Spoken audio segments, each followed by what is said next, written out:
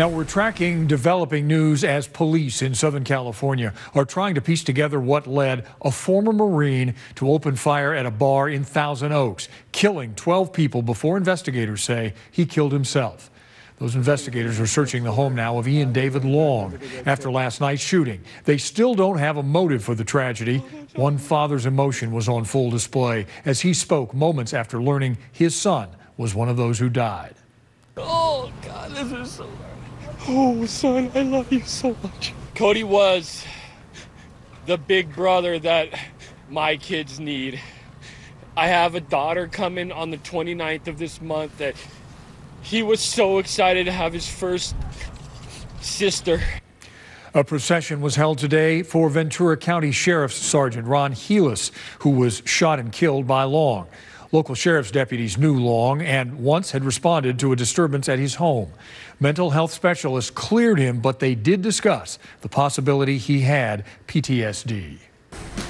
Tonight, we wanted to know if it's ever possible to prepare for something of this magnitude, and we learned our first responders are doing it here at home. Yeah, Cairo 7 learned every Seattle fire rig carries a special trauma kit with supplies to help multiple patients, and those kits are now also at the stadiums. Now, combine that with the new push for a public training campaign called Stop the Bleed, and the chance for survival during a trauma goes up.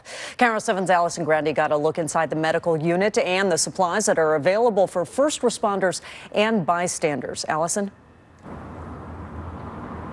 Monique, when we hear about these horrific shootings and other incidents, we also hear about those people who step up. Now trauma doctors want those people who are called to act to have access to training that will help improve the odds of saving lives. Here, the Seattle Fire Department has trauma kits inside every one of its rigs.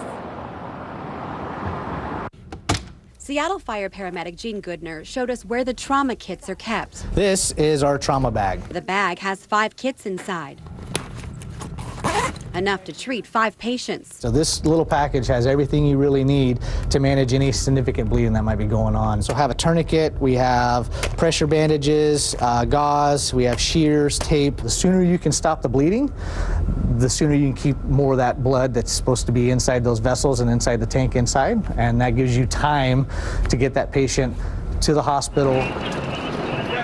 Last night in Southern California, 12 people were killed in a country bar on college night.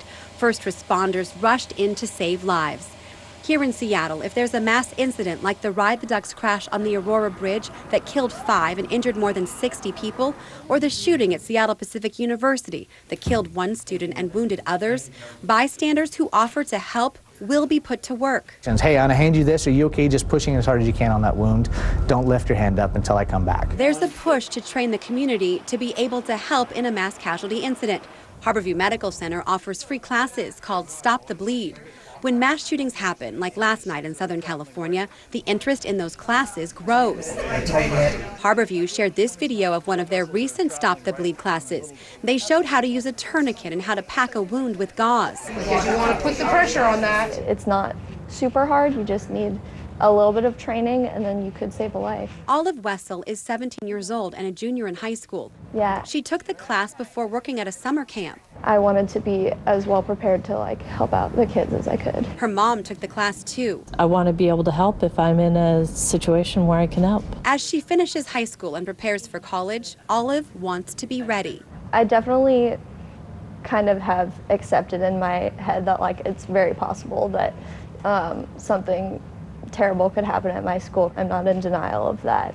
And so I guess it feels good to know that if one of my friends got hurt or anything, I could help them. Harborview's trauma doctors are working to get the training into schools. The more people who know how to stop the bleed, the more ready the community will be the next time there is an accident or a shooting like the one last night in Thousand Oaks. It's sad, but it's something that we are always prepared for, and it's in the back of our minds, but it's not the only incident that we deal with. In recent years, the Seattle Fire Department has decided to also stock their aid rooms at Husky Stadium and CenturyLink Field and Safeco Field with those trauma kits. Now, trauma doctors hope that people will start to think of these Stop the Bleed classes on the same level they think of CPR classes. The more people in our community who have that training, the safer we all are. Live in Seattle, Allison Grandi, Cairo 7 News.